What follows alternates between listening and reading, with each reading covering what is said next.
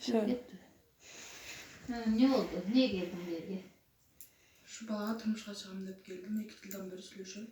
Hayır, 2 yıldan beri 2 yıldan söylüyorsun. beri söylüyorum. Yani o şeyde tilik kılalasın bir. Her getirgenden giyin. Haydi yapalım hadi. Kalan mı oldu? Özüm geldin bize alıp kaçıp geldin. Özüm geldim. Özüm razı olmadım. Sen yaşın getirip kalsın her getirgen. Ekten oraya daha bir sırar gelsin niye kılasın? Geliyor. Gel sen cevap veresin. Haydi yapalım.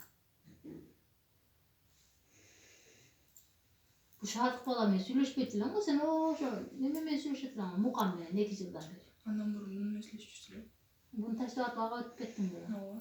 Hayra bunu. Yetem hapsi bulup yaşayayım ketevedi de hayır var. Gitmeyin. 10 yıl koluna sütürüp çıkarıp koydu kettik. Çağırmayın. Çıkarıp koysa kalk parasın. Çağırmayın.